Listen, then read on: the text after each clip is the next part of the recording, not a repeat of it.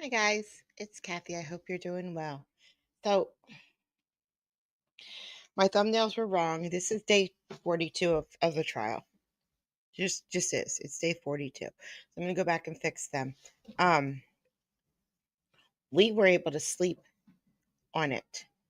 So whatever happened yesterday is far behind us. But unfortunately, it's still the same day for Mr. Goldberg. So he's still probably extremely flustered and has to keep questioning this witness. However, good news for him is um he's almost out of it. He's got an hour to go, an hour 15 minutes maybe, and then he can go home for the day and try to collect himself for the next day. So try to put this guy out of his misery. All right, let the record reflect we've been rejoined by all the members of our jury panel. Mr. Fung is presently on the witness stand undergoing cross-examination by Fung Mr. you. Sheck. Good afternoon again, Mr. Fung. You're reminded you're still under oath, sir. And Mr. Sheck, you may continue with your cross-examination. Mr. Fung, you mentioned just before we broke that when you're filling out your 1 second. item description form, you only will fill in the time of collection when you think it's relevant. Is that what you said? Sorry. Yes. Now, is there anything in particular that would make you realize at the moment that you're collecting the item that later on down the line, the time of the collection was going to be relevant? It is my general practice, my personal general practice, to write down the time when it is outside the time frame of my actual collection. If I, for instance, went to a crime scene at 8 o'clock and left at 12, if there was additional evidence which somehow was given to me by a detective or something like that, I would then write down the time frame. Well,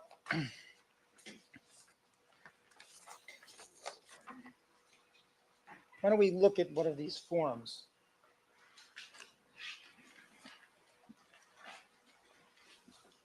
Your Honor, I'd like to mark the original, but let me establish this. The notes that you make, the original notes that you make on your field checklists, what happens to them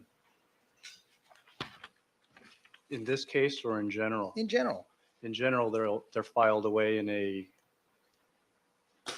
file cabinet that stores these documents. There's a rule at the Scientific Investigation Division that when you make out original notes, the original notes are to be stored in a particular place and preserved. I don't know if it's a rule, but that's what happens. In the field procedures manual, you're not familiar with any regulation that says that all original notes are to be preserved at the laboratory so others can look at them and get access? I have checked this, it assumes effect on the Sustained. Are you Foundation. familiar? Foundation. Are you familiar with a field procedures manual? I know that one has been written, but it has not been put in effect.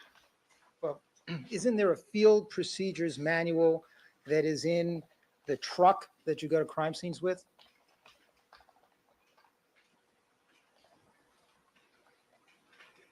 I'm not aware of a procedures manual in the truck, no.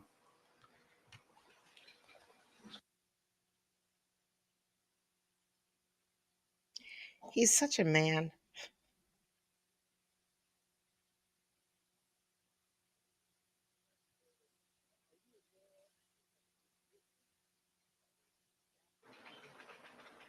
Are you saying, sir, that, are you aware of the existence of a document of 11 volumes entitled The Crime Scene Field Unit Protocol and Procedures Manual? I have not been given that copy, no. You've never seen such a document? No. and you have no knowledge as to whether or not such a document, such a manual is actually required to be kept in your criminalistic truck for reference? That's correct.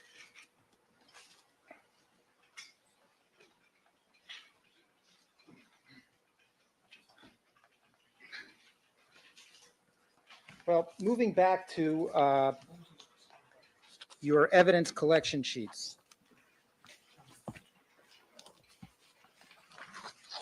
There is an original set of documents, is that correct? Yes, And you've reviewed the original set of documents in this case, have you not? yes, I have. Now, there's an original page that refers to the items that you collected at Bundy. Could you,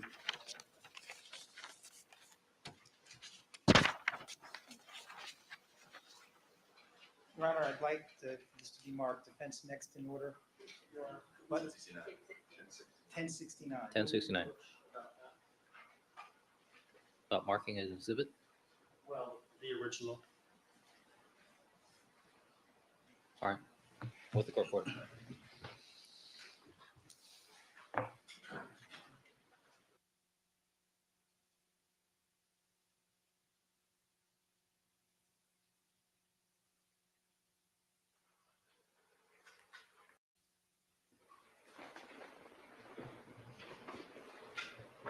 Mr. Goldberg. I'll show you who he is in a second once they come back further. Him, right there, right there, right there. That guy right there. He All got right, chewed what was out. next in order? It hurt my feelings. 1069. It was bad. Your Honor, may I put page 1 of the 2-page document 1069 on the Elmo? Yes.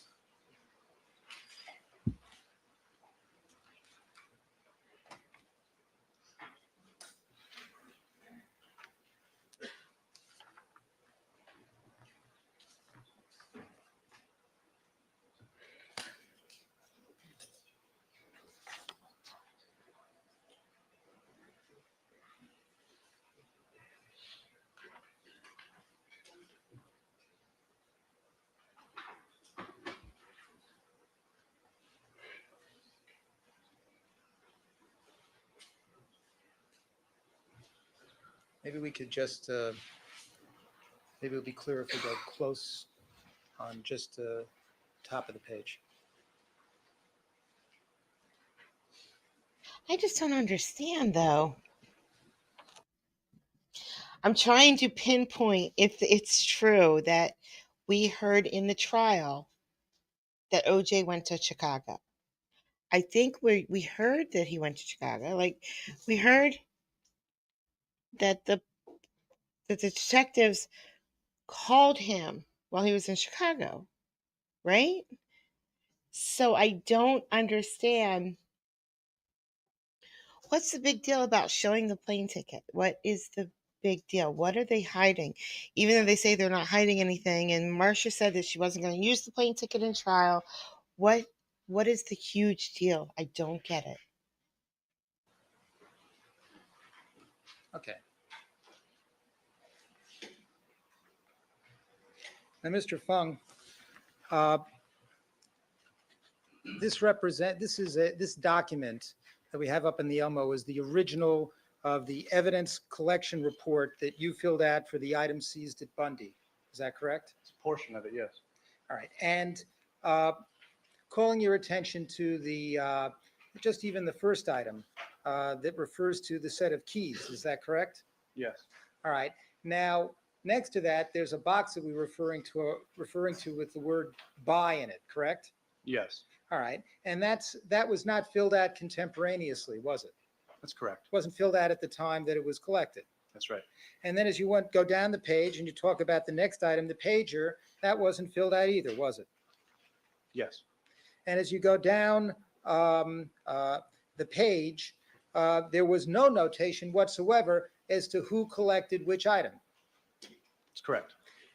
Now, I'd like to have this document marked as defendant's next in order. That would be 1070.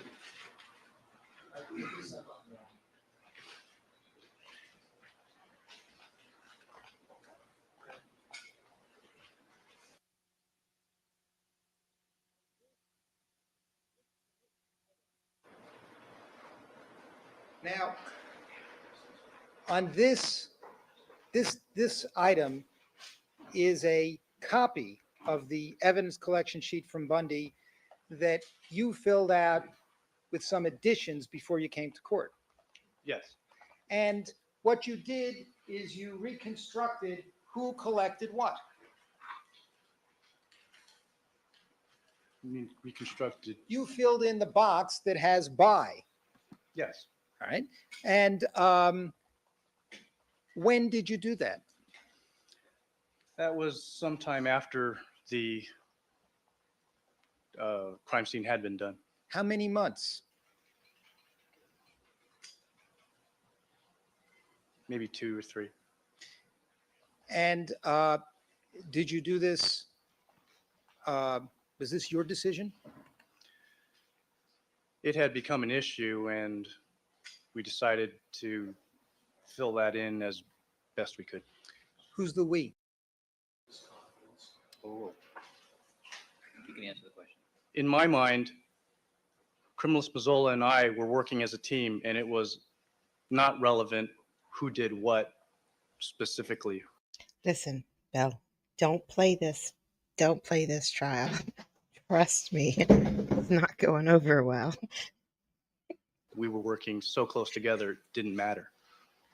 My question, sir, is wouldn't you have greater confidence in your recollection of who collected which item if the form had been filled out at the time of collection?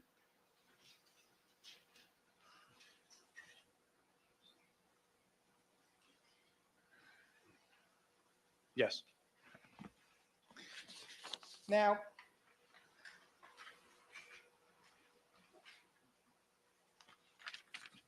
you testified on direct examination that as to one of these items at Bundy, number, 52, that you were not present when that was collected.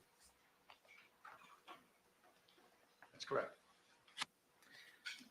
And you testified, did you not, in August of this year at a proceeding? Do you remember that?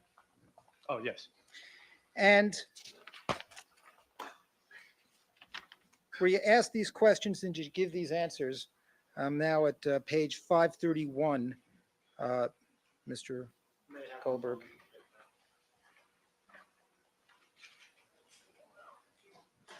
I think you misspoke yourself. August of this year, August of last year. Did I say August of this year? It's getting difficult, Josh. It is August of last year.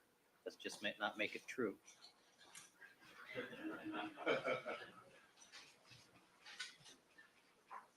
Sorry, counsel.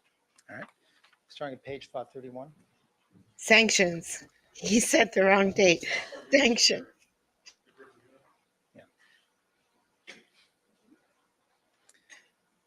Question. Mr. Fung, you were the criminalist who collected the alleged drops of blood found at the Bundy crime scene. Is that correct? Answer. I was one of 2 criminalists who was there collecting evidence. Yes. Question. Okay. And did you personally collect the stains that have been given the item numbers 47, 48, 49, 50, and 52? Answer. I was present during the collection of them and assisted in the collection of those stains. Yes. We asked those questions. Did you give those answers? Yes, I did. And in that answer, you included item number 52. Yes, I did. And then at page 536 of that same proceeding, you were asked these questions and gave these answers. Question, Mr. Fung, you mentioned that you were collecting the blood specimens with a colleague named Miss Mazzola. Answer, yes. And with respect to the enumerated specimens, numbers 47 through 52, I believe you said that she did the collection and you observed her and if need be, assisted her. Answer, to the best of my recollection, yes. Ask those questions. Did you give those answers? Yes, I did. And in the same proceeding again, at page 538. Question, For each and every specimen that I just gave you as key numbers there, did you personally observe her collect them there, or were there 3 times where you were off collecting, or were there times that you were off collecting some specimens and she was collecting things at some distance from you? Answer, there were times that when I wasn't watching her all the time, no. Question, and so she would be collecting some of these blood withdrawn. As you sit here today, do you have a vivid memory as to which of the 60 or so items that you collected at Bundy she collected in your presence as opposed to those which were collected outside your presence? Answer, I do remember that the blood stains leading from where the victims were along the escape route, as it has been referred to in the past, is I was there with her, personally supervising her. Question, for each and every one of those, answer, I believe so, yes. We asked those questions, did you give those answers? I-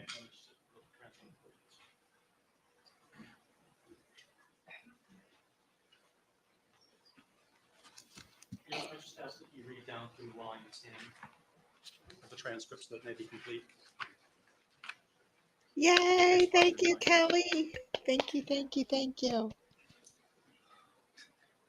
I don't think it's necessary, but I will for his benefit.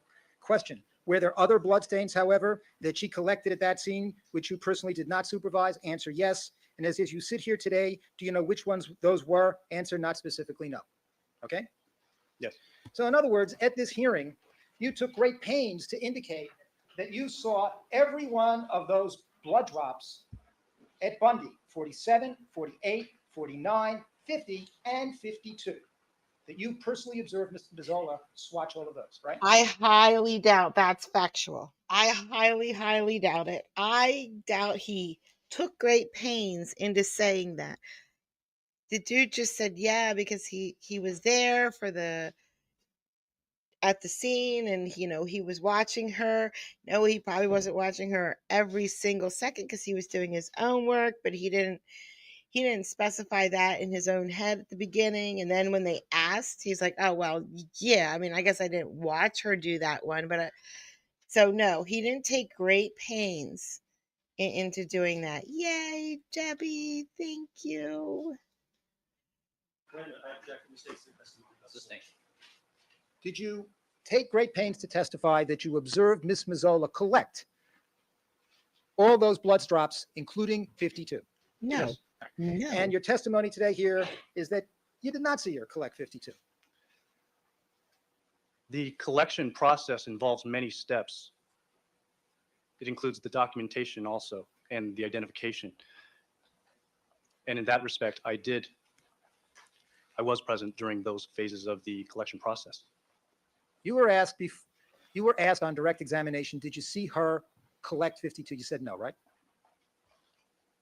Yes. In this prior proceeding, 3 times you were asked whether you saw her collect 52, and 3 times you said you saw it. Could you repeat the question? 3 times you were asked if you saw Miss Mazzola collect sample 52. Sustained. Were you asked at that split hearing on 3 different occasions if you observed her and whether she did the collection of item 52? No, I object that mistakes in evidence. Sustained. Why don't you break it down to each individual question? All right. Were you asked on 3 different occasions, just same questions I just read to you before, whether or not you observed Miss Mazzola collect the blood drops 47 through 52? You're asked that. I object that mistakes in evidence. Full roll. If I could see the transcript, Yay, don't thank memorize you everything. so much. Thank you. 10 pages. Take a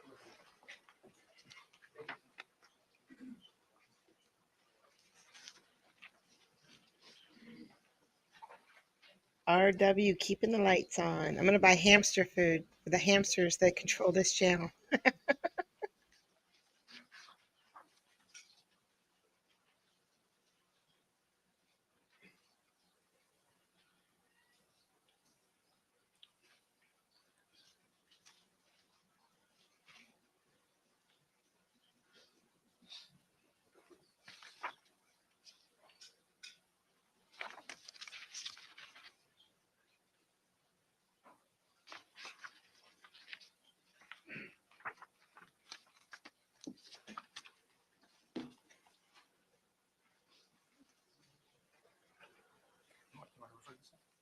Yeah. Would it be fair to say, after refreshing your recollection from this testimony, that you previously testified that you observed Ms. Mazzola collect item 52? That's to the best of my recollection at that time, yes. Back away, And at that counselor. time, Back you were away. testifying that you saw her collect each of those 5 blood drops at Bundy, 47 through 52. Yes. And now you have talked it over with Ms. Mazzola. Is that Yes. right? Talked it over with anybody else? To some extent with Mr. Goldberg. And after those discussions, you've now decided that you didn't observe her do that collection on item 52. Your Honor, I'll check the status to the word collect. Overruled.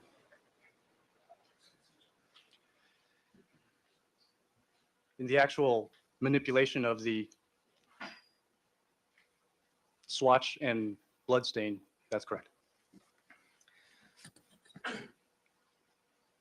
Let's get back for a second to the role of the criminalist.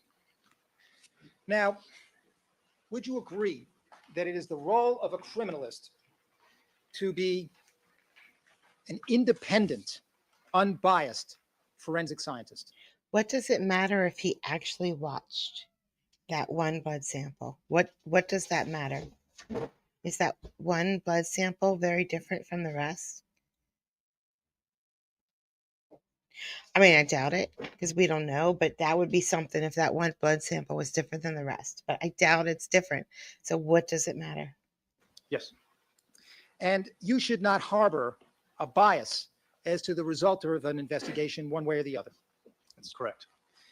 And actually, are you familiar with a gentleman named Barry Fisher? Yes, I am. And who is he? He is the lab director of the Los Angeles Sheriff's Criminalistics Laboratory. And are you familiar with his book on techniques of crime scene investigations? I have seen it and referred to it on certain occasions.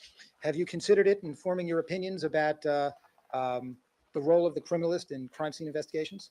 Your Honor, I'll check the state as to the edition number. Sustained. 5th edition. I have not seen the 5th edition, no.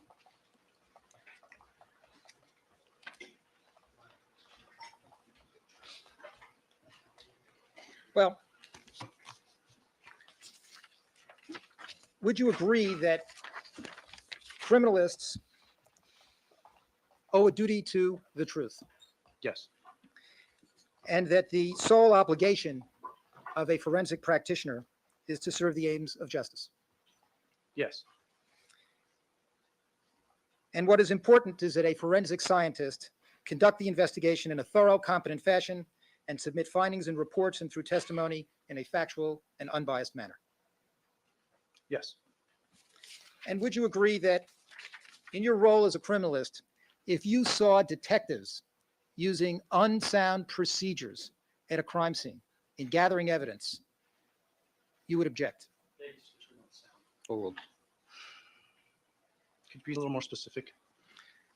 If you saw detectives using procedures which you felt would impair the integrity of evidence as they were collecting it, would you object? Yes. If you saw members of the coroner's office taking steps in the collection of evidence at a crime scene which you thought would impair the integrity of the evidence, would you object? I would tell the officer in charge of the scene I'd give him my opinion, yes. And in testifying as to the facts of any particular case, would you agree that you should not just go along with the questions that are asked, for example, by a prosecutor in terms of the facts? You should independently recollect them from your own knowledge when you testify. Sustained. Well, would you agree that it's important that a criminalist not leave out important facts from a recitation of what occurred because you thought it would harm the prosecution's case? Yes. And it would be inappropriate for a criminalist to ignore misconduct by any law enforcement official. Sustained. Now, you testified yesterday. You were asked by Mr. Goldberg, is Andrea Mazzola a trainee? And you answered, no, she's criminalist. Remember that? Yes. Now, when you testified previously in August of this year, didn't you tell us that Andrea Mazzola on June 13th was still in training?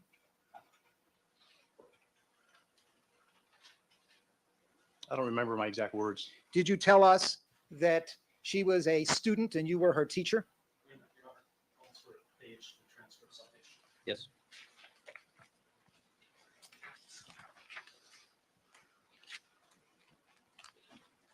All right.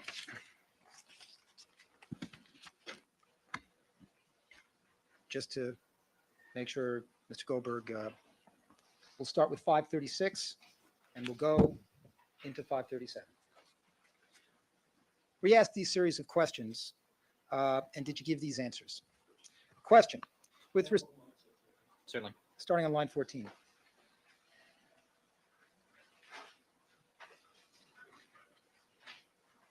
Ready? He'll tell us when he's ready. I'm sorry? He'll tell us when he's ready. Sorry. Proceed. Question. With respect to the enumerated specimens, numbers 47 through 52, I believe you said that she, Ms. Mazzola, did the collection and you observed her and if need be, assisted her. Answer, to the best of my recollection, yes.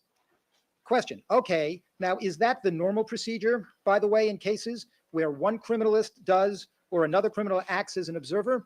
Answer, no. Question. Why was that done here, sir? Answer, it was just the luck of the draw in this case. Ms. Mazzola was the on-call criminalist, the homicide on-call criminalist, and I was also assigned to be her training officer that weekend.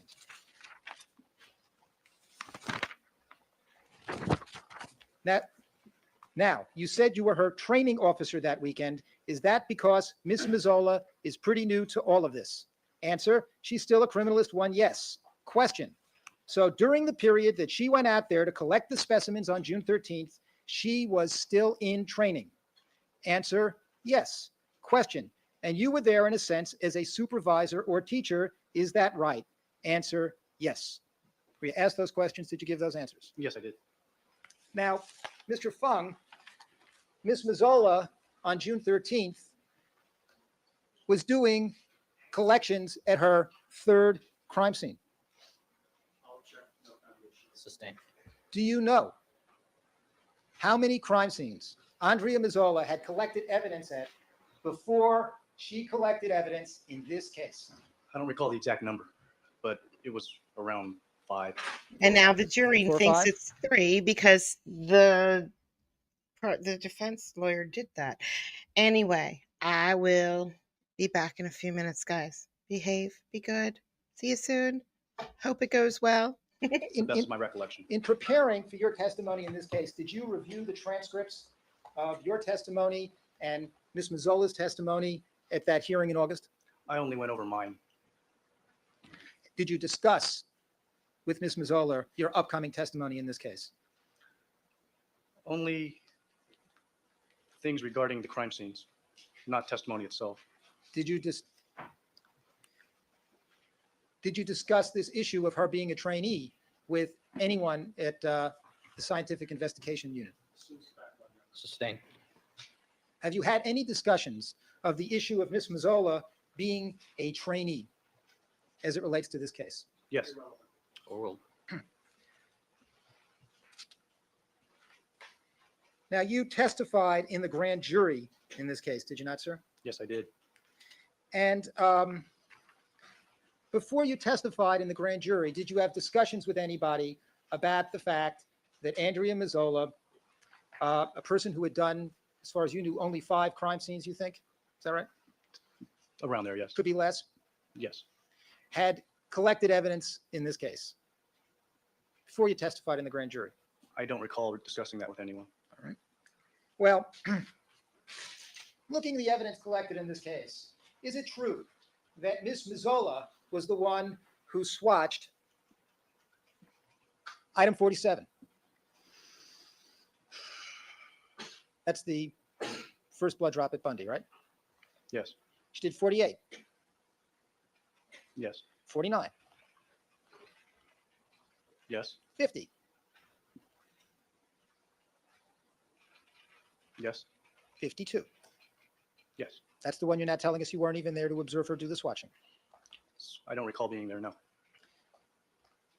And those were critical items in this case. Sustained.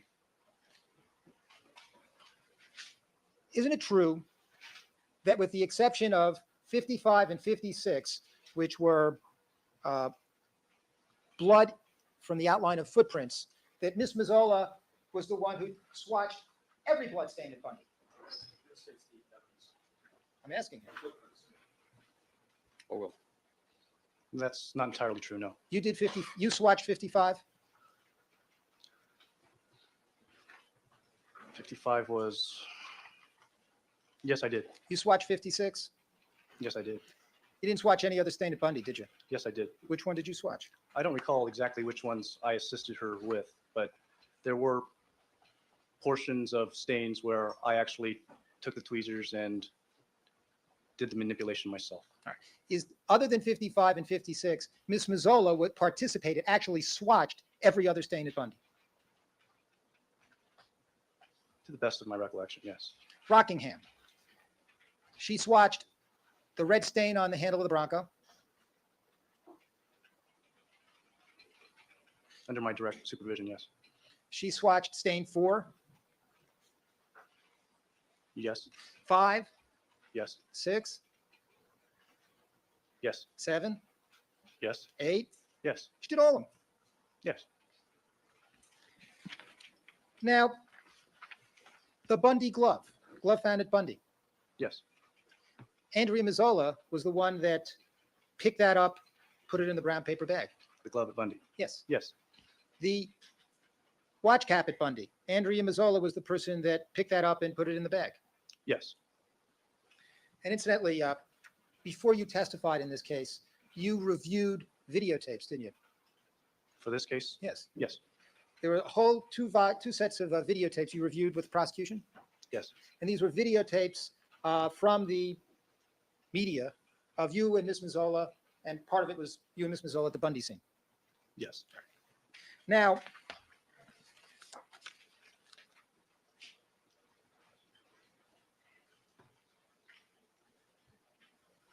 incidentally, did you see any other videotapes besides the compilation of 2 cassettes that were provided by the defense to the court Videotapes concerning, of anything concerning this case?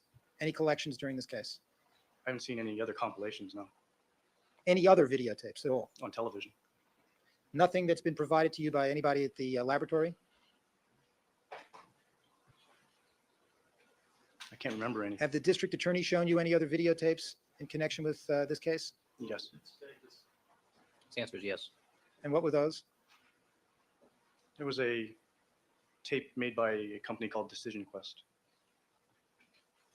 And what was that tape of? That was a tape of the Bundy location. And were you present when that was made? No. Well, let's talk about your testimony at the grand jury. Mr. Goldberg, I'm now at testimony of June 22nd, 1994, at page 379, line 8. Do you recall being asked questions about the blood drops at Bundy and who swatched them? At Bundy, yes, All right. Were you asked these questions and did you give these answers? Question: were there blood drops next to those shoe prints? Answer: yes, there were. Question: did you attempt to retrieve and preserve the blood found in those blood drops? Answer: yes, I did. Question: what did you do? Answer: I transferred the blood drops onto cloth squares or cloth swatches. What I did was wet the cloth swatches with distilled water and then applied them to the stain, the red stains, which were later determined to be blood, and they were transferred on in that method. Were you asked those questions? Did you give those answers? yes, I did. And that wasn't accurate testimony, was it? It was accurate in the sense that I did perform some of those functions on, but I don't recall exactly which ones I did them on. Mr. Fung, didn't you just tell us that Andrea Mazzola was the one that swatched the blood drops 47, 48, 49, 50, and 52? She was there and did partake in those, yes. She was the one that did the swatching, the distilled water on the swatch, right? I think he Have you did. finished your answer? No, well, I need to explain more. During the collection of that trail, I also participated in the direct collection of the bloodstains, meaning I took hold of the tweezers and swatched some of those stains.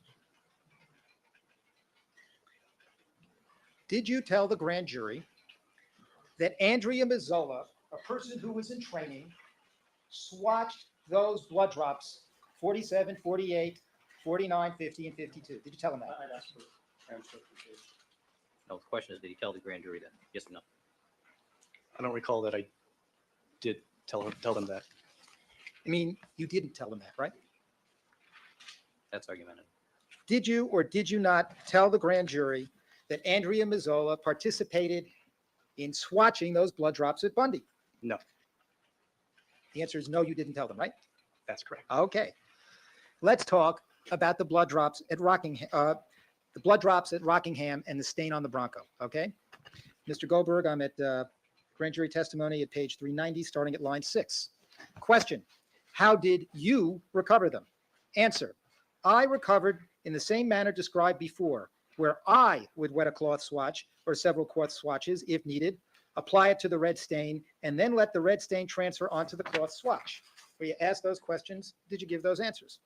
Yes, So you didn't tell the grand jury that Andrea Mazzola was actually the one that swatched that red stain off the handle of the Bronco, right? at the time, Did you tell them that? No. You said you did. yes, And you said the same thing about stain 4, yes, 5, yes. 6. I don't recall, but yes. In other words, you testified that you did all the swatching at Rockingham when in fact it was Andrea Mazzola, right? No, I testified that I did the collection. No. Did you not testify that you recovered them in the same manner you described before, where I would wet a cloth swatch or several cloth swatches if needed, apply it to the red stain, and then let the stain transfer onto the cloth swatch, right? You said that. Yes, You were telling the grand jury that you did it. yes, Now, with respect to the Bundy glove, Andrea Mazzola was the one that picked up that Bundy glove. yes. Mr. Harris.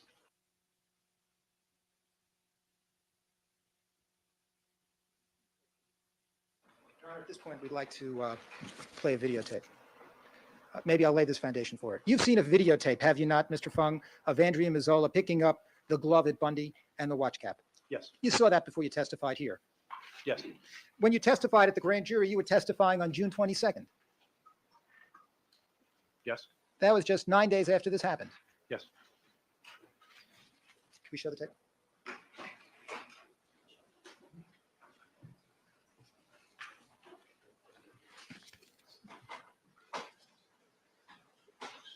Well, while he's searching for the tape, let me move on and let's discuss your testimony about the Bundy glove at the grand jury. Actually, I don't know where exactly we're going to put it.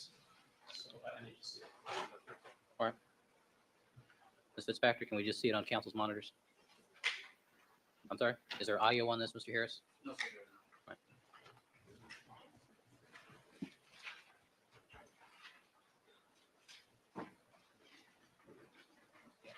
You need to turn these on to the top.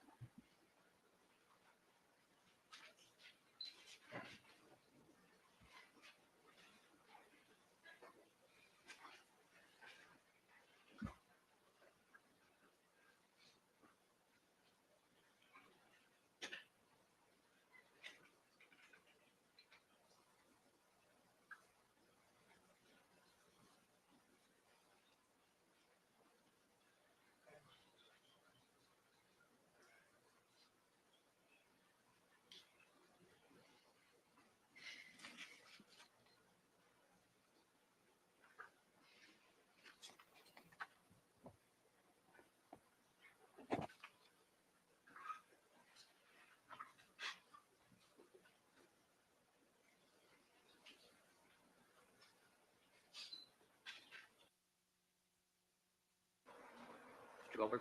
Okay. All right.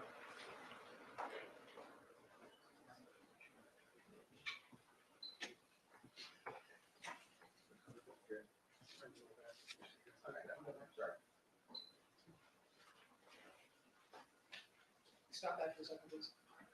Right, now, Howard, can you stop that? No, we can't stop. What we've seen so far, that's Andrea Mazzola, is it not? Yes, it is. And she is picking up first the Bundy glove, is that correct? You want to see that again from the beginning? Yes. Okay, let's start from the beginning. I'm sorry. Is that the beginning, Howard? Okay, I'm sorry, that's the hat, is that correct? Yes. And she's putting it in a bag, is that correct? Yes. All right.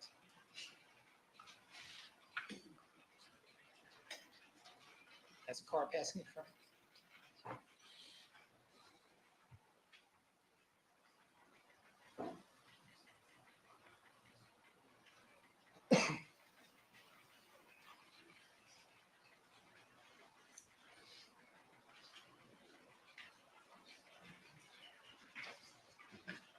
Now, do you recall, Mr. Fung, if you were anywhere around observing her doing this? I don't specifically recall it, no.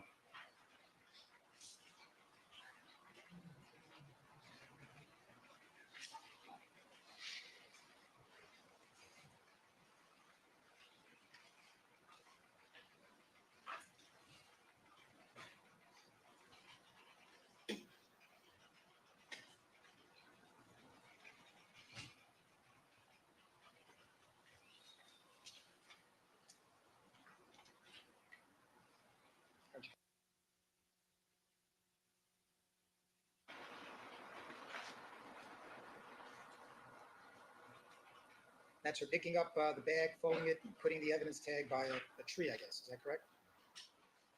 I don't know if it was by tree. By the edge of the steps. It appears so. And now she's picking up the glove.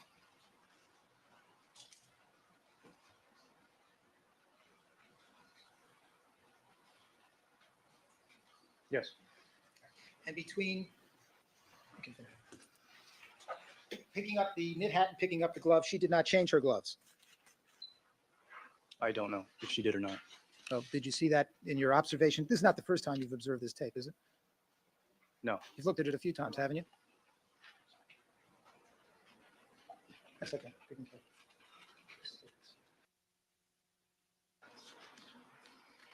Let's get rid of this. Okay. Now, when you testified in front of the grand jury 9 days after that occurred, were you asked these questions and did you give these answers? Can I leave it? Page 377 to 378, starting at line 8. Question: was one of these items a brown man's leather glove? Answer: yes, it was. Question: directing your attention to the set of photographs, People's 26, and you recall that when you testified in the grand jury was a photographs of the Bundy glove, correct? I don't recall, but You recall being shown that in the grand jury, photographs of the Bundy glove? I recall photographs, but I don't remember what All right. number it was. You don't remember it was 26, but you recall during your testimony that Ms. Clark pointed to pictures of the Bundy glove. Yes. Can you tell us if you see the glove you have just referred to? Answer: if I may take a closer look. Yes. Answer: yes. The glove I'm referring to is shown there in photograph A. The person is pointing to it there. It's also in photograph B in the bottom of the left-hand corner. It's in photograph C next to the photo ID. Question: in photographs A, B, and C, do they actually depict the glove in the location and condition you found it? Yes. Question: what did you do with respect to that glove? Answer: initially, I measured to see, to locate where it was, found, documented that location, and then placed it in a paper bag for later processing. We asked those questions. Did you give those answers? Yes. And that testimony wasn't accurate, was it? That I personally did all that stuff? No. You did not tell the grand jury that Andrea Mazzola was the one that picked up the hat and picked up the glove, right? That's correct. Now, you did not tell the grand jury when you were describing collecting this evidence about the existence of Andrea Mazzola at all, did you? Well, it's irrelevant unless he was asked who else was there. Sustain. Well, you were asked a whole series of questions in the grand jury about how evidence was collected. Yes. And you were asked specifically about items that you considered at that time important to this case. Well, It's irrelevant. What he thought was important at that time.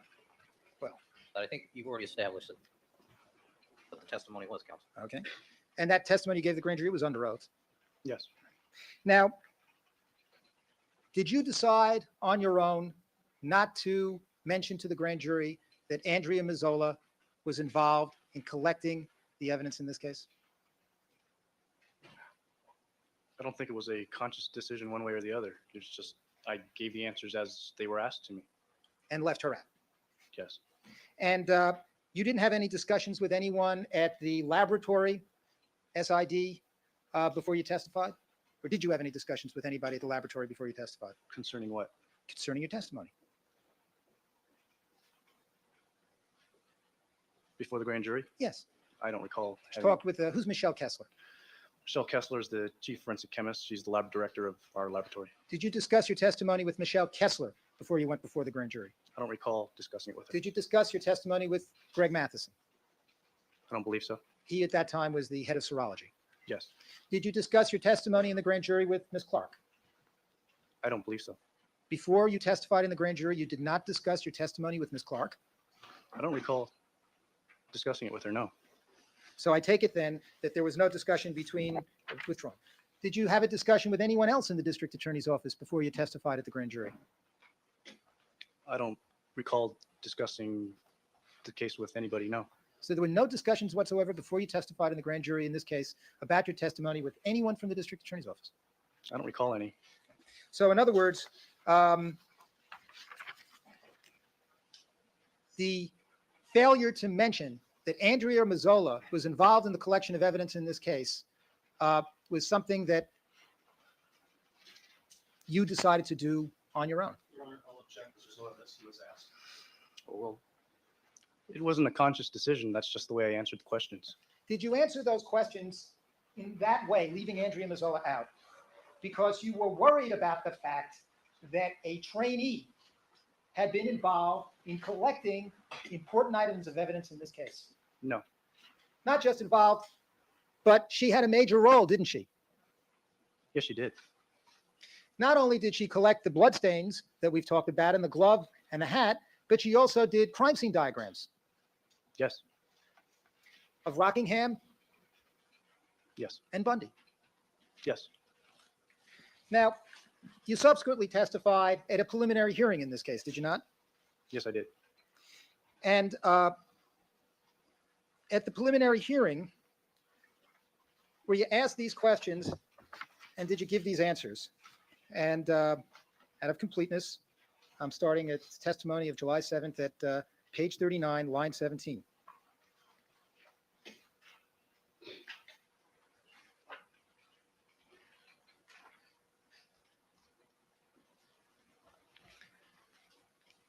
Tell me when you're ready, Mr. Goldberg.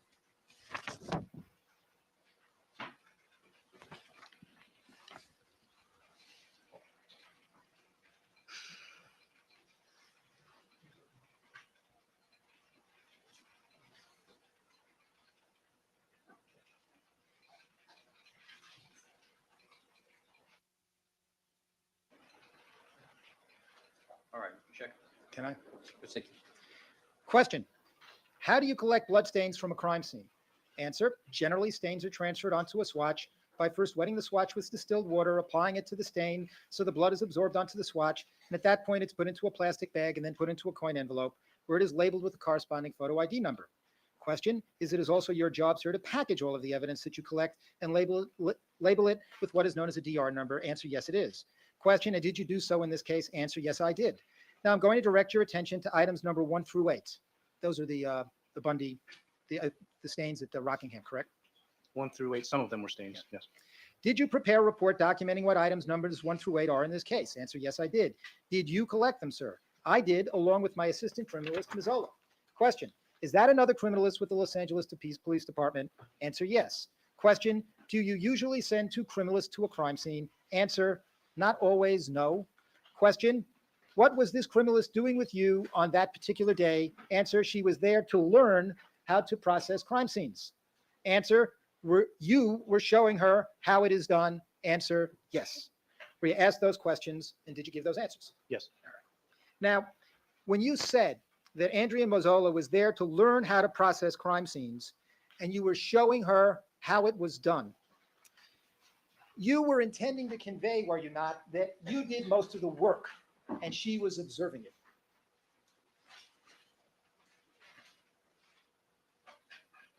I don't know if that was my intention with that statement. Well, this was a preliminary hearing that you knew on national television. Yes. And did you have any reluctance in testifying that it was Andrea Mozzola that swatched primarily? All right, you said you swatched 1 or 2 times the Bundy blood drops. Is that right? May have been more than that. She did primarily all the Bundy blood drops, right? She did a good portion of them, yes. And she did the Rockingham blood stains exclusively. Well, what do you mean swatching? She swatched the Rockingham blood stains exclusively. I wouldn't say exclusively. Well, you didn't swatch the blood stains at Rockingham, did you? There may have been times when I did take and show her techniques that I use. Do you remember that now as you sit here? I may have. Well, did you or didn't you? The best, I don't recall specifically which ones, but I do recall having manipulated or not manipulated, but taken the tweezers and used them at Rockingham. You do? Yes. But she did the most She of did it. most of it, She right? did most of it, yes. Right. But when you were testifying at the preliminary hearing, you were saying that you were showing her how it was done, and weren't you trying to convey the impression that you did it and she was thus just there as an observer? I check because it's misstates this testimony. Sustain. You were asked at the preliminary hearing, in these questions and answers that I read to you, do you usually send 2 criminalists to a crime scene? And your answer was not always no. You recall that? Yes.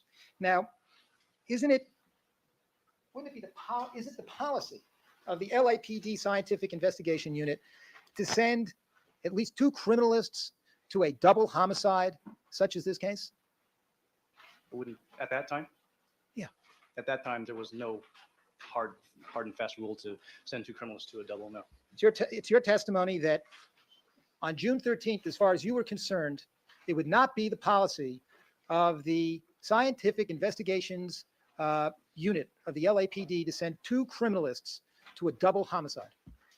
That's not the policy at that time. No. Sorry. Well, you're aware, I just have a few minutes for the break. You're aware that there is a policy about notifying supervisors in certain cases. Yes. All right. And is this in that manual? Do you know the manual that you are not so sure you're familiar with? I have not reviewed that manual that you're referring to. Well, how do you know about this policy? This is a policy that was given to the criminals verbally. Okay, so you got this verbally. You've never seen a piece of paper about this policy. Well, what policy are you referring to? Well, do you know of a policy that says that supervisors must be notified immediately when a case, number 1, involves an individual or a group of notoriety? Yes. And that the second factor in this policy is that there might be a significant number of press at the scene. Now, this line of question is irrelevant. Well, that is one of the factors in determining whether to call a supervisor, yes. Right. And the reason that press is important, would you not agree, is that when the press get to a scene, that makes it difficult sometimes for a criminalist to collect evidence.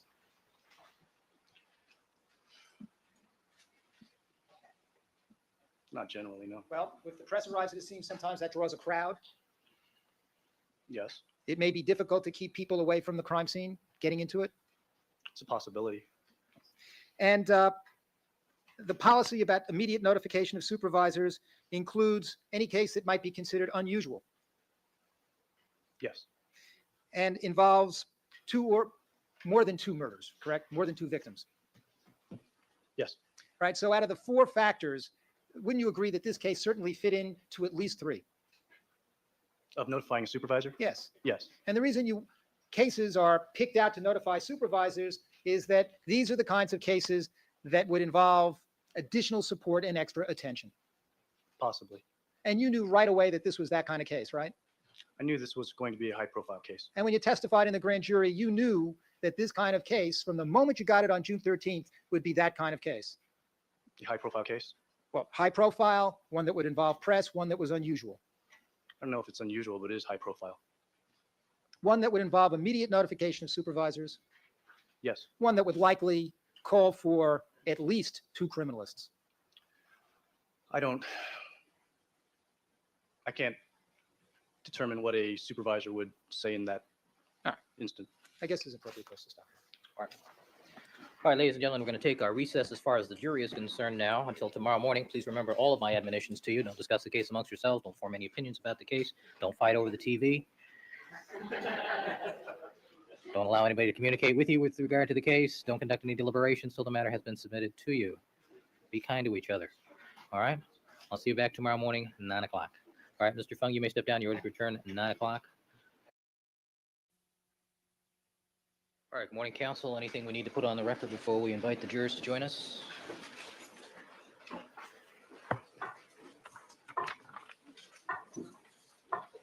All right, Deputy Jackson, let's have the jury, please. Members of our jury panel. Mrs. Robertson, would you please draw the number of an alternate juror? Juror number 795, please have a seat in seat number 9.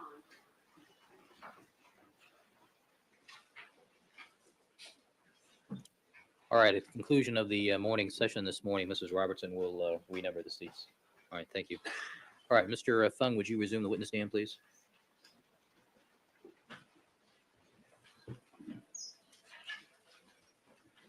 All right, good morning, Mr. Fung. You're reminded you were still under oath, sir. Mr. Schick, you may continue with your cross-examination. Morning, Mr. Fung. Morning. Morning, ladies and gentlemen of the jury. Mr. Fung, you mentioned yesterday in your testimony that you were aware that there was a protocol and procedures manual at SID. This is overall. Said he was aware of it, hadn't seen it. Yes or no? Are you aware of it? I am aware of a manual. I don't know if it's in effect or not, though. Yes, just to be precise, I think I asked you, are you familiar with the field procedures manual? And you answered, I am. I know one has been written, but it has not been put into effect. Is that what you said yesterday? I may have said that. I don't recall exactly. And now, are you telling us, sir, that as far as you know, there is no manual in effect that establishes protocols and procedures for your crime laboratory? Well, that's Overruled. Is there a manual? I'm not aware of one. Well, I think you said before, you know one has been written, right? I know a draft has been written. Okay. Your Honor, I'd like to mark this volume You can mark it. next in order. I mean, Next in just- order. Just show it to you. Now,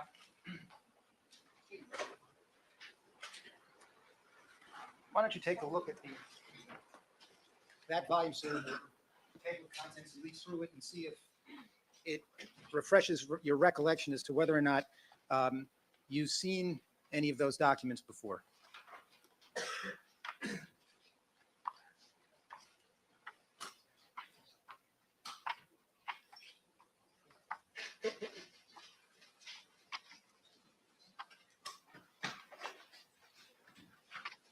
Yes, I have. Oh, so you have seen this? Yes. Oh, okay. So are you telling us that you've seen that, but you don't know whether those protocols and procedures are in effect? Is that what you're saying? I don't know that this manual is. Nan, 2 words. You can be a mechanic. 2 words. Breaker bar. Breaker bar makes everything easier. Is policy for our laboratory. It may be just a rough draft right now, subject to review. Well, it contains various protocols and procedures for criminalists, does it not? It contains proposed procedures for criminalists, yes. So in other words, you've seen these written protocols and procedures, but as far as you're concerned, You don't necessarily have to follow them. Is that what you're saying? That's not what I'm saying. No. Okay.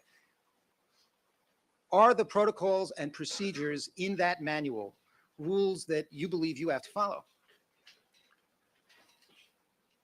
I have not reviewed the entire manual, so I can't state yes or no for that. Okay.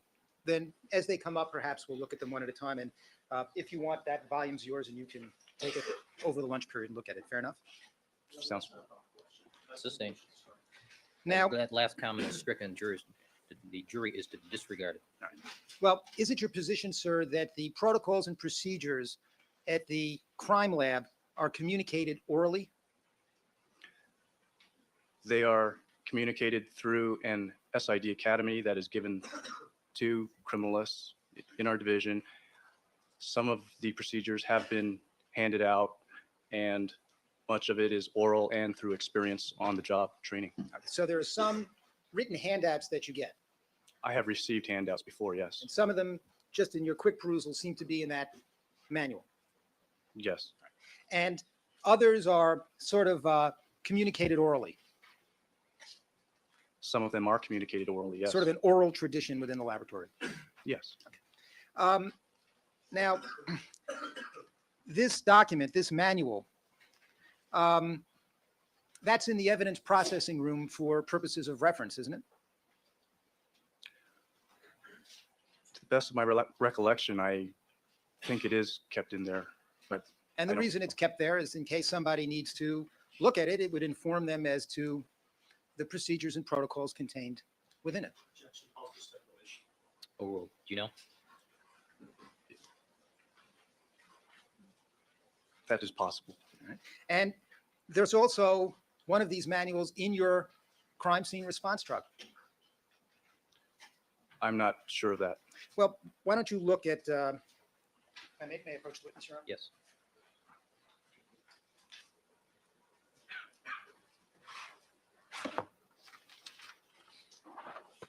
Volume 1, page 1, let me call your attention to, Wait a minute. May I approach your- just, may. yeah, please.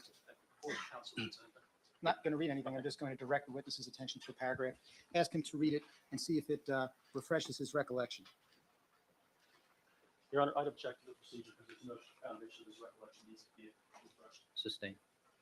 You recall whether or not it's required that this manual is supposed to be in the crime scene response truck. I don't know if it is supposed to be there or not. All right, so perhaps you could look at the first paragraph there and see if it refreshes your recollection as to whether or not a copy of this manual is supposed to be in the crime scene response truck. How is it supposed to refresh his recollection on something he just doesn't know? He's teaching him something brand new right now on the witness stand. Overruled on that ground. According to the paragraph, it says it should be. Your Honor, I don't believe this was asked to read, so I'd ask out loud. So it's not responsible. All right. Sustained. We have a major foundation problem here. I think he indicated he wasn't sure. Okay. That's right. You spent how long in the trace analysis unit? Approximately 3.5 years. And that would be what period?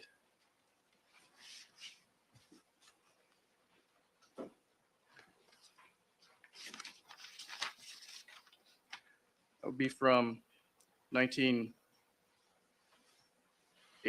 to 1990. Are you aware of whether or not a copy of this manual is supposed to be in the trace analysis unit At that time, at any time, to your knowledge? to the best of my knowledge, this was not created until after I left the unit. Well, when was this manual created? I don't know. Well, you said you left in 1990. Yes, Would this manual have been pulled together 1992? Also speculation. Overruled. there is a date at the bottom of the page that says Rev A 1992. Now, is it your understanding, sir, that this manual is supposed to establish the protocols and procedures for the daily operation of the crime scene field Let me see unit? counsel sidebar with the recorder.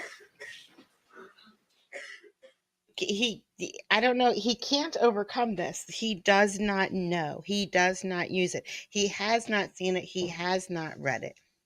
So he can't use this manual. How can he use the manual? Foundation. Yeah, jackass.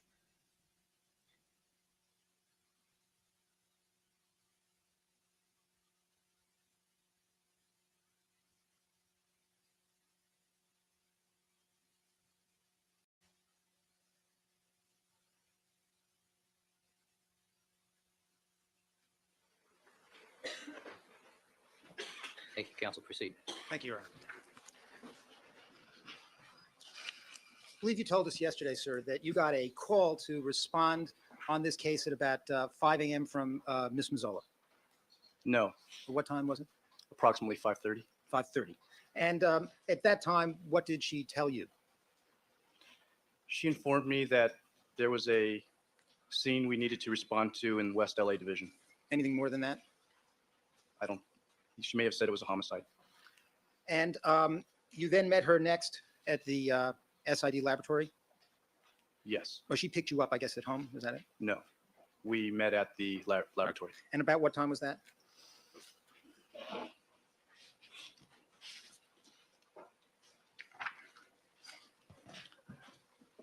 It was approximately 6:45, around there. So the first call that you got about this case was, you're saying, at 5:35? I believe I said around 5:30. Around 5:35. And you now realize that that's about 5 hours, 5.5 hours after Officer Risky first discovered the victims at the scene on Bundy. Sustained. Well, when you conferred with the detectives later in this case, did you ever learn when the first officer arrived at the scene? You're set. Overruled. Yes or no? I don't recall being informed of the exact time that the bodies were found.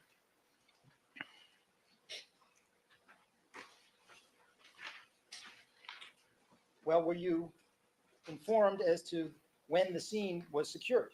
I'm sorry. Can I have that question? Were you ever informed? You've got it right there in front of you. Yes, yes. Were you ever informed of when the crime scene at Bundy was first secured?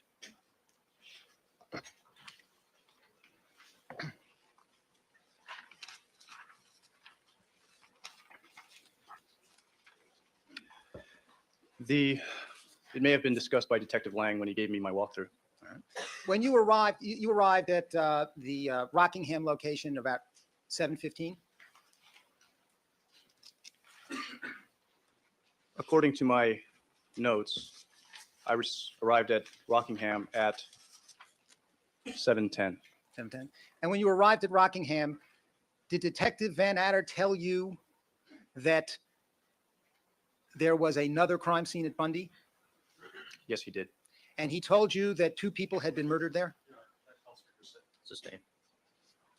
Did you learn in your discussions with Detective Van Adder that there were 2 victims at Bundy and the bodies had been discovered at 12? Same objection. Sustained.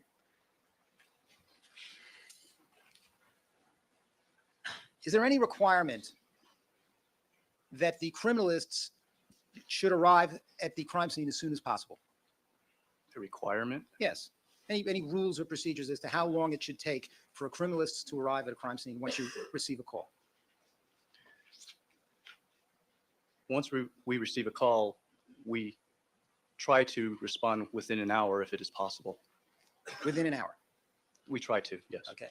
So Ms. Mazzola called you at 5:30, Yes.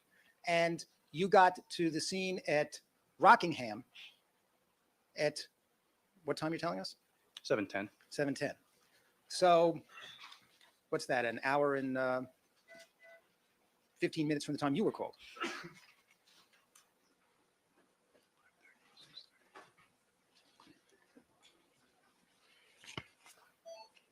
An hour and 40 minutes. 40 minutes. Better. So about 2 hours, right?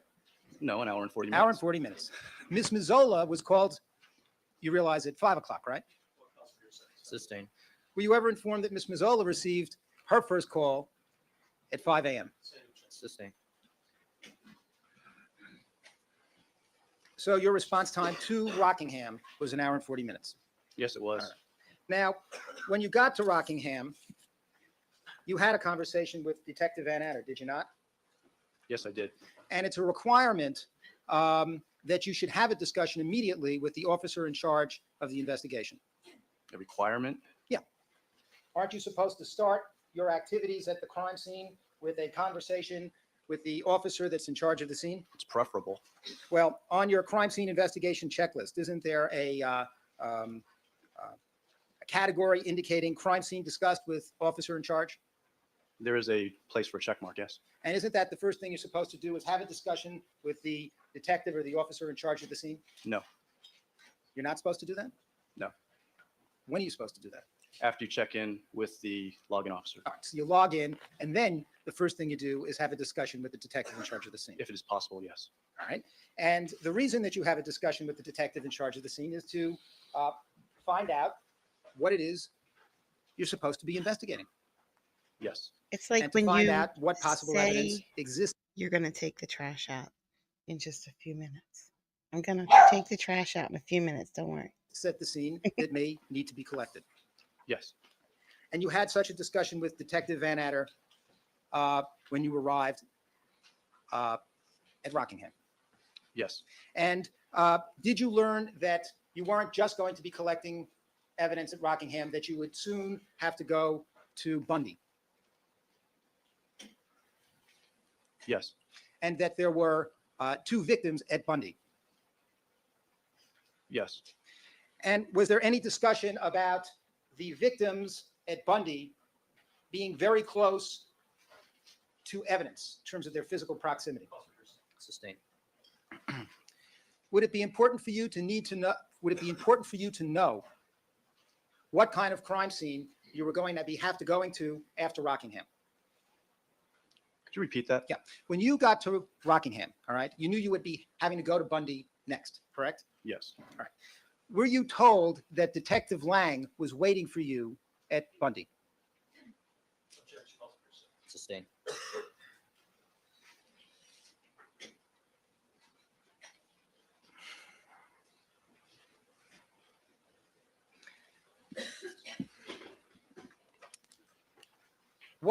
How were you given instructions by Detective Van Adder to just collect one stain at Rockingham and then move on to Bundy?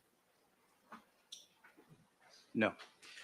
Were you ever informed that there was a plan for the criminalists first to go to Bundy, just collect a red stain off the Bronco, and then move as quickly as possible to Bundy? Sustained. Right, may we approach from you? Sure, with report.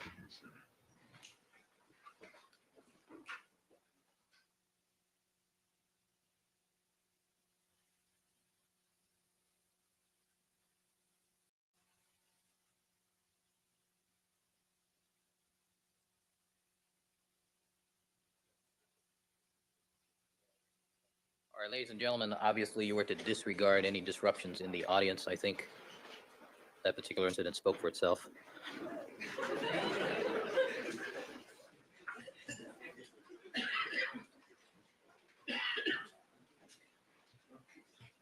Hold on. Mr. Schick. Thank you. Mr. Fung, when you arrived at the Rockingham crime scene, did Detective Van Adder tell you that Detective Lang was waiting for you at Bundy? I don't specifically recall if he mentioned it was Detective Lang himself, but he did mention there was another scene at Bundy. And did he tell you that at that scene there were, it was a double homicide and there were 2 victims' bodies there? Yes. And was there a discussion of the need to arrive at Bundy before the coroners, for the criminalists to get there before the coroners? No. Generally speaking, isn't it certainly desirable for the criminalists to arrive at a homicide scene before the coroners? From my point of view, Yes. yes. And the reason that you want to arrive at a homicide scene before the coroners is you want an opportunity to examine the scene and the evidence at the scene before the bodies are removed.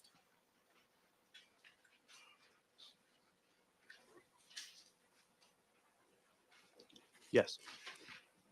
And that's because you want to be able to document that scene in its original condition as best you can.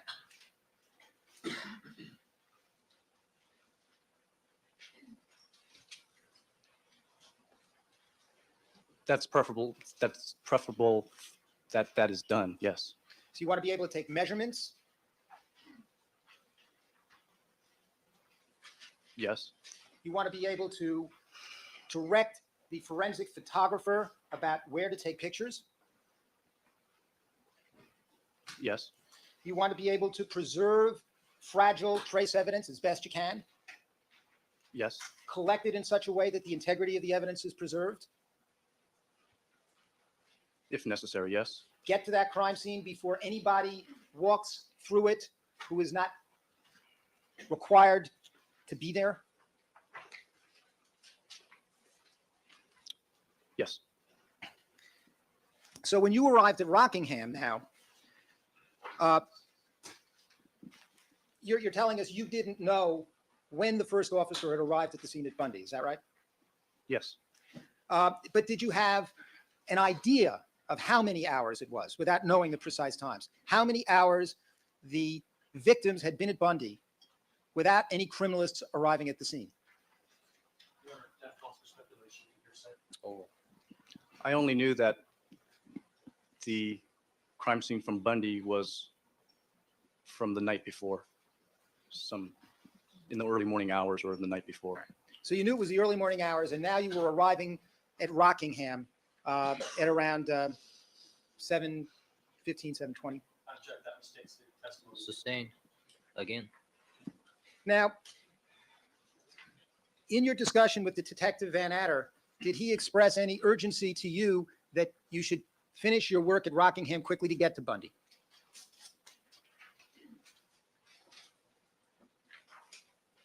He did inform me that I did have another crime scene at Bundy. He didn't rush me along, no. Well, did he tell you that, did he indicate to you in any way that it would not be a good idea to take a very long time at Rockingham because you might not be able to get to the Bundy scene before the coroners? Did he express that concern to you? I don't recall that. Did you have that concern? Yes, Did you express that concern to him? I don't recall if I did or not. Did you tell Detective Van Adder that you thought you might need some extra help because you had these two crime scenes? I believe I asked him if he wanted another team. You asked him that. I think I did. And you asked him if he wanted another team because you believed that it was important to get criminalists to Bundy as soon as possible. It was a resource available to him if he wanted it. Well, you thought it was important to get a set of criminalists to Bundy as soon as possible, didn't you? As you were talking with Detective Van Adder when you first arrived at that scene.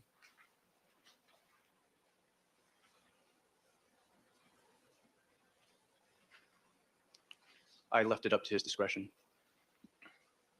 He told you that that wasn't necessary? He never said that. Well, did he say, no, we don't need the help? The extra help? I don't recall if he ever said that. Well, do you have any recollection as to how he responded to your suggestion that it would be a good idea to get some backup, to get another team to Bundy? Your Honor, it's irrelevant, it calls for hearsay. Sustained. Before you spoke to Detective Van Adder, you placed a call to SID, did you not? Yes, I did. To notify supervisors. Yes, And that's because you thought that this was a case that required immediate notification of supervisors. yes. And when you placed that call at 7:15, you knew that there were two crime scenes? I don't know if it was exactly at 7:15, but I knew there were two crime scenes when I made the call. All right. Well, did you call SID and speak to a woman named Lisa Scapetta, or Sibetta, somebody from toxicology? Remember of making a first call to her? I believe my first call was to criminal celerity in toxicology. You were looking for a supervisor. Yes, I was. You were looking for Michelle Kessler. Yes, I was. She's the head of the laboratory, or was the acting head at that time? She was a co-acting. Co-acting head? All right. But you were looking to talk with her, were you not? I was looking to speak with a supervisor. Right, because you, and that's because, well, you tell us. What was it that was going on in your mind that led you to call for a supervisor before you even arrived at the Rockingham scene? There are guidelines within our laboratory that if there is a high-profile case or a double or triple homicide, something like that, that supervisors be notified. Those were the policies you and I discussed yesterday. Press, unusual case. Do you remember discussing those? Yes. Have you ever seen a written handout in the manual with respect to those policies? No, I haven't. Well, moving on. So you felt the need to call for the supervisor at 7. I'm so torn on this one. So I'm torn on this one. He's a criminalist, which means he deals in facts, science and facts. Okay? Which means him not saying that she got one of the blood stains, if he collected most of them, I can go there. That's fine. He's the boss. Shit rolls downhill, but he takes all the, he's responsible for everything. So he says he collects them all. That I get. Him telling the grand jury, not even mentioning her when she did most of the collection, that's a hard one for me to swallow. Him not knowing about the manual, that's fine with me. I get that. I absolutely get that. Him saying, I mean, some of his questions, he was just answering the questions, and he was answering them in the context of what he did that day. So I can understand why he was focused on saying he did this and he did that, because that's what, he's in front of the grand jury, he's probably nervous. But when she did most of it and he didn't even say her name. Now, the fact that she is a trainee means absolutely nothing to me. I don't think that his job was to watch her do every single thing. She's already processed a couple crime scenes before. It's time for, for her to do her job. And if she has problems, he's there to answer. But no, he's not there to watch every single thing she does. He has his own work to do. And we know he was doing his own work because there's pictures of him pointing at a Bronco and things like that. So him not watching her collect the blood stain means nothing to me. But him not mentioning her at all, that's where I have a problem, because he's a scientist, so he deals in facts, and that's a big fact to just not say at all. I don't know about that one. 7:15 before you spoke to Detective Van Adder, right? Before I spoke Yes, to him? before you spoke to Detective Van Adder, you made this first call to SID looking for Michelle Kessler. No, it That first notification call was not before you spoke to Detective Van Adder? was after. It was after? Yes.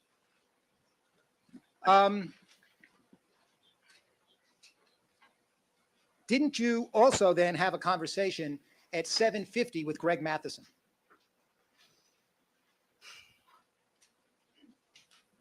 In that time frame, yes.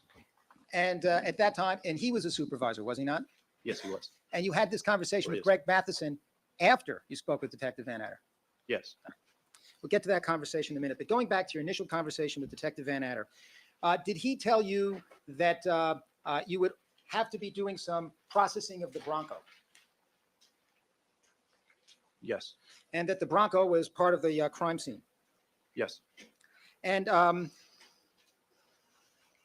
after this, and that was after you realized that after this initial conversation you had with Detective Van Adder, right? That you would have to deal with the Bronco. Yes, And you didn't know that before you arrived at the scene, did you? that's correct. And it was after your conversation, your initial conversation with Detective Van Adder, that you realized that Andrea Mazzola could not act as the, quote, officer in charge of this case. I thought it more prudent that I be the officer in I charge. think your phrase on direct examination is that after your conversation with Detective Van Adder, you realized that Ms. Mazzola should take something of a backseat. Those your words? Yes, And you gave that explanation on direct examination that prior to going to the scene, when you were filling out your crime scene checklist, Andrea Mazzola's name was written in as officer in charge before you got there. Remember that? yes, And that was because you thought that she was going to be the officer in charge on this homicide case until you arrived at the scene and spoke with Detective Van Adder, right? yes, But it was after your conversation with Detective Van Adder that you first realized that you would have to be doing a vehicle search of the Bronco, correct? yes.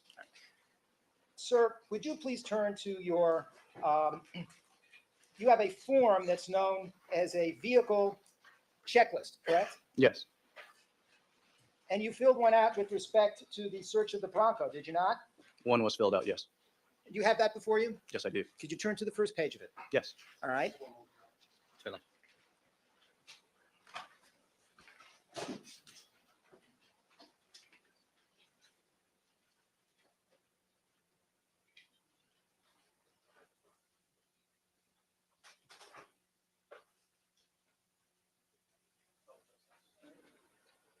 Now, this vehicle checklist form, was that withdrawn? On this vehicle checklist form, there is also a box that indicates who is the officer in charge of the vehicle search, correct? yes, And on that box, it's listed as Andrea Mazzola as being in charge, the officer in charge of the vehicle search, correct? yes. So are you sure that you hadn't given up the idea that maybe Ms. Mazzola would still be sort of acting as the officer in charge when you got to Rockingham? I don't understand your question. You told us the only reason that Andrea Mazzola's name was written in as the officer in charge on the Rockingham checklist is that it was filled out before you got to the scene, right? That's what you said on direct. That was the reason why she was put in the officer in charge space, yes. But after you'd gotten to the scene and after you first learned that you would have to be searching the Bronco, Andrea Mazzola was still listed on the vehicle checklist form as the officer in charge, right? Yes, Now,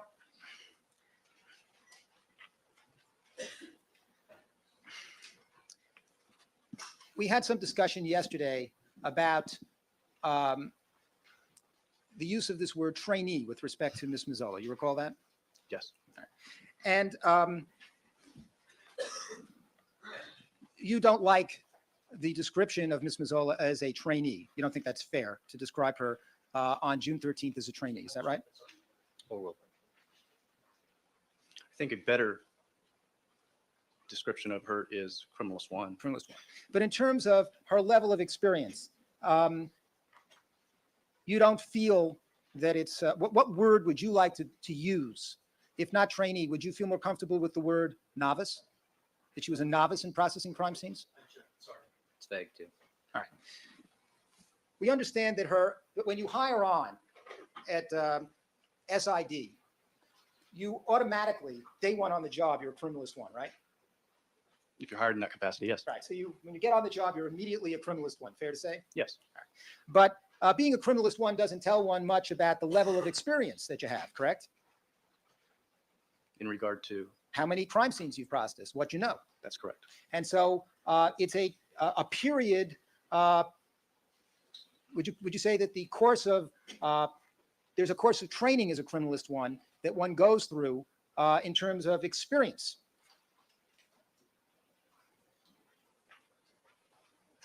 Yes, You learn by experience. yes, And in terms of learning by experience, Ms. Mazzola was at the very beginning of this process. Fair enough? She was at the beginning, yes. Would it be fair to call her a rookie in processing crime scenes? Sustained. Why don't you try entry level? Well, I'm looking for a word that the witness is comfortable with, Your Well, Honor, and I'm just rookie trying is to get something one. that there have been rookies of the year who've been MVPs. Warner. When was Kurt Warner? Was that 90s? Well- When was Kurt Warner rookie? Would you call her a novice? Entry level? Is that, how about that? Yes. She's an entry level person at the beginning of her learning by experience process. At the beginning of it. She's starting it, yes. She was I starting was out. so close. Son of a gun. This is 95. Kurt Warner was 98. I was this close. Now, did you tell Detective Van Adder, when you were having this discussion with him about whether help was needed, that Miss Mazzola was this entry-level person who was starting out? Oh, well, I don't recall that, no. You didn't tell him. I don't recall if I did or not. You meaning you're not sure? I'm not sure. Did you feel that you had a responsibility to tell him that the person that you arrived with at the crime scene was an entry-level person that was starting out? No. Well, when you were making your suggestion to Detective Van Adder that you might need some help in this case, didn't you think it appropriate to tell him that one of the reasons you needed help is that you were with a person that was entry level and just starting out? No. Were you reluctant to tell that to Detective Van Adder? No. Were you at all intimidated by Detective Van Adder? No. You were at all reluctant to question his judgments? No. When he turned down your suggestion that you ought to get some extra help in this case, were you reluctant to question that decision? sustained. Well, you made the suggestion that extra help might be necessary. I asked him if another team, if he wanted another team. Right? And you, as I think you just told us, and one of the reasons was you knew there were two crime scenes. Yes. And you were concerned about getting the criminalists to Bundy before the coroners. Not that wasn't the specific reason, though. Well, that was one reason. Didn't you just tell us that? That was one reason? I don't think I said that, no. Well, when you made this suggestion that more help might be necessary to Detective Van Adder, did he just ignore that suggestion? Not respond to you at all? No. He didn't ignore it? No, he didn't. He said, no, we don't need any extra help?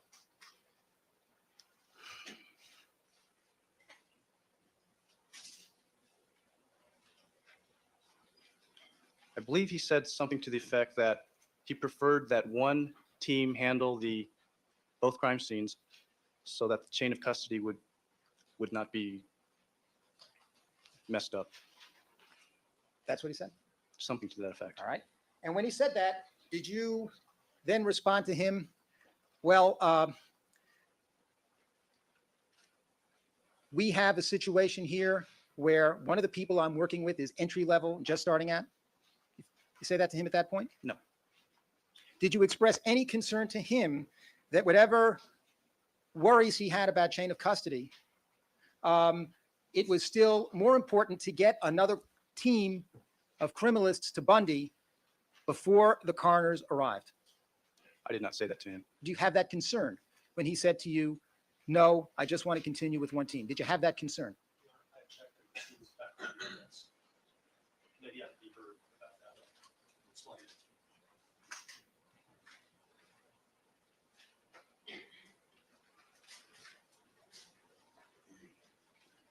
Or well, you can answer the question. Could you repeat the question again? Yeah. When Detective Van Adder, maybe we have the court reporter repeat the question so you can get it exactly as I asked it the first time. Fozzie comments on every single short video live stream in comments as well. I think that goes into account. I don't know. I do not know. Were you concerned at that time that it was important for criminals to arrive at the Bundy scene before the coroners moved the body? Not at that time. Now, were you worried when Detective Van Adder turned down your suggestion that other criminalists be called in to help, were you worried about the All right, a lot of words go through chat, and I understand them. What is interesting right now? Nothing is interesting right now. Yeah, it's the same question over. Is it the Fozzie thing? That is interesting because no one knows how that stupid crown works. So maybe that's what you're talking about. I don't know why, Kelly. fact that you were working with this person who was entry level and Gotcha. starting out? No, Were you worried that when you were working with a person who's entry level and starting out, You don't have to that say sorry. processing the crime scene would be slower? State, Your Honor. that is not necessarily the case. It- Well, I'm sorry, go ahead. Are you There finished? are, when two people are working, sometimes it goes faster. But when you're working with, had you ever worked with Andrea Mazzola before this day? Yes, I had How many crime scenes had you done with her? one. How long ago was that? That was 2 days before. 2 days before you did a crime scene with Andrea Mazzola? Yes, Where she collected evidence? where we were working as a team. Yes, Where she collected evidence. You did a crime scene 2 days before with Andrea Mazzola. You sure of that? yes, Now, you had no concern, were you worried, withdrawn, when you're working with a person who's entry level and starting out, don't you feel it's required for you to observe what she's doing more than you would if it were some other criminalist 2 or 3? yes, So wouldn't the need to observe what this entry level person was doing make processing the crime scene slower? not necessarily. Well, if you have to observe her, you can't be off doing something else. That's correct. And you don't think that would make it slower? Where I would lose time in one area, I could make up time in another area because there are two people there. Well, if there were 2 people there, both of whom were trained, it would go faster, right? Not necessarily. No. Were you worried that working with an entry-level person in a high-profile case would put a lot of pressure on her? Was I worried about it? Yeah.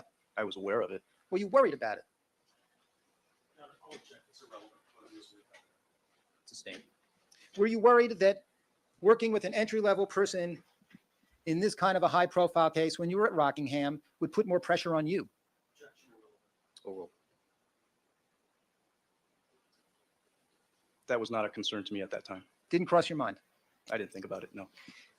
Were you concerned that working with an entry-level person in this kind of case would produce a greater chance of mistakes?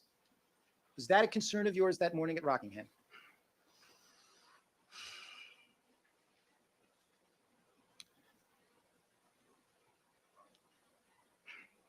That would be for any case, not just for a high profile case. If there's an entry level person or a person just starting out, I would watch them more closely than someone who is experienced. So in your mind, that morning at Rockingham, you realized that working with an entry-level person, there was a greater chance of mistakes, right? That's what you just said? Yes, All right.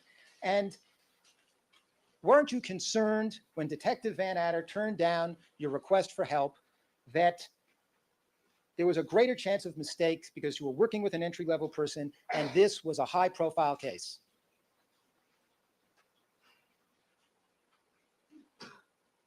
there are a lot of factors in there. Could we go through them one at a time? Sure. Asking you, we agreed that you knew when Detective Van Adder turned down your suggestion for extra help that this was a high-profile case, right? You knew that. Yes, You knew that you had to go to another crime scene where there was a double homicide. yes, You knew that there would be press people at these crime scenes. I didn't know that. I assumed there would be. You anticipated it, didn't you? Yes, You anticipated that there would be police brass at these scenes watching your every movement. not necessarily. No. Didn't anticipate that? What do you mean by brass? Higher ups in the police department at the scene watching. Say it's higher ups. Sustained. Um, high-level officers in the police department, people of high rank? Did you anticipate that they may come to the scenes? People of high rank can always come to a scene. Well, didn't you anticipate they would be coming to these two scenes? They could have come, yes. Well, I'm asking you what your state of mind was. Didn't you anticipate that was going to happen here? I knew it was a possibility. So, putting these factors together, she's an entry-level person. It's a high-profile case. There'll be press at the scenes. There'll be high-ranking people at the scenes. Didn't you become concerned when Detective Van Adder refused your request for extra help that there would be a greater possibility of mistakes here because you were using an entry-level person? It assumes that one fact is not an evidence as well. It also misstates one piece of the evidence.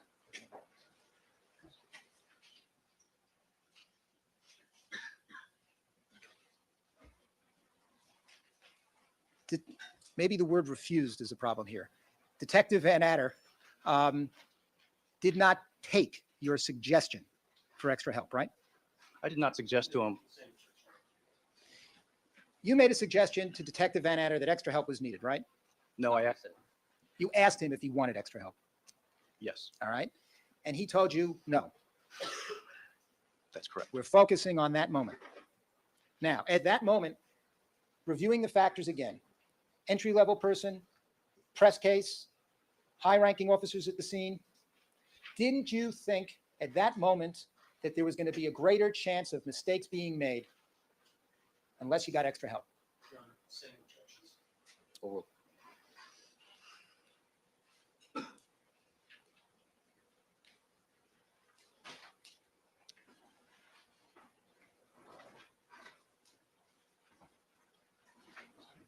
I don't recall thinking about that when I was at the scene. Madam Court Reporter, what's your status? Can you finish the hour? Proceed.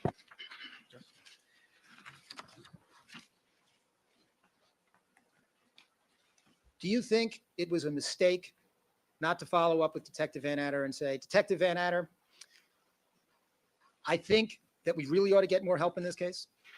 Push him a little harder? Argument could ask an answer. Sustained. Have you discussed this case with Detective Van Adder since June 13th? Yes, Have you discussed with Detective Van Adder this issue of telling him that you were at the scene with an entry-level person? No. That hasn't arisen. I don't recall discussing that with him. Has Detective Van Adder ever criticized you for not telling him that you were there at the scene with an entry-level person? I object, misstates the evidence. Sustained. Did Detective Van Adder ever tell you that he didn't think an entry-level person was the kind of person he would like working on this case? Did he ever state that? Yes. Did he ever state that to you? No. Now, Detective Van Adder asked you to process a red stain on the Bronco, Yes, and he told you that the Bronco was part of the crime scene. yes, But there was no yellow tape around that Bronco, was there? that's correct. And there should have been. Not necessarily. Wasn't it proper to have a yellow tape surrounding that Bronco so that nobody could get to it, secure it as being within the crime scene? It is not absolutely necessary to put up yellow tape to denote a crime scene. Well, isn't it appropriate to put up yellow tape to surround important items of evidence to make sure people don't approach it and touch it? If the circumstances require it, yes. Well, in your judgment, didn't the circumstances require putting a yellow tape around that Bronco to preserve the integrity of that important piece of evidence? In the morning? That morning, No, you didn't think so? no. Well, weren't they asking you to take a red stain off the door handle of that Bronco? Yes, Didn't you tell us on direct examination that you looked into that Bronco and you saw what you thought were blood stains in the Bronco? yes, And did anybody express concern to you that later that Bronco was going to have to process for fingerprints? yes, And you didn't think it was appropriate at that time to put a yellow tape around that Bronco to make sure people didn't walk over and touch that car? at that, Testimony is the word appropriate. Overruled. at that time in the morning, there was virtually nobody out in the neighborhood. And it was very quiet, and yellow tape may have attracted even more people. So that the use of it wasn't necessary. There was nobody around. Isn't it true that investigators are supposed to adhere to the criminalist's advice and direction relating to the gathering of evidence? Yes, That's been a longstanding policy in the Los Angeles Police Department, hasn't it? yes, You're aware of a memo from a person named Daryl Gates? You ever seen a memo by Daryl Gates about this issue? I don't recall the exact memo, but I am aware of one that touches that topic.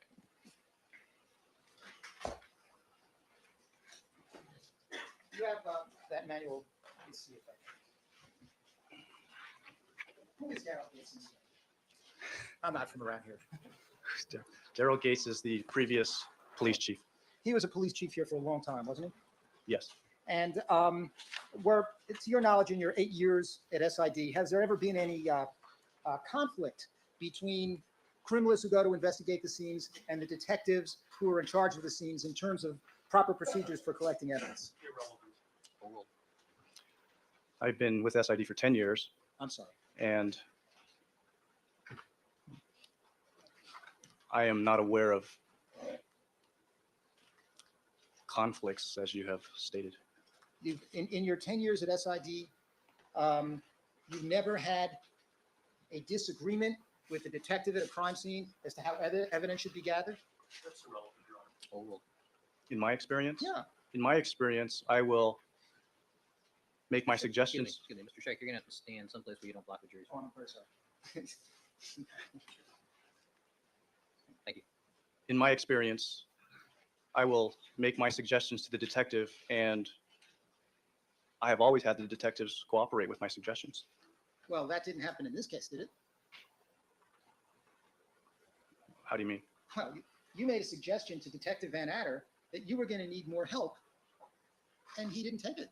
Sustained. Maybe it's easier. Give me a minute, Your Honor. I'll Certainly. find it in my book. All right, guys. This is a good stopping point for today. Thank you so much for coming out today. I really appreciate it. I really do. I shall see you all again really soon. I hope you all have a great day. Thank you.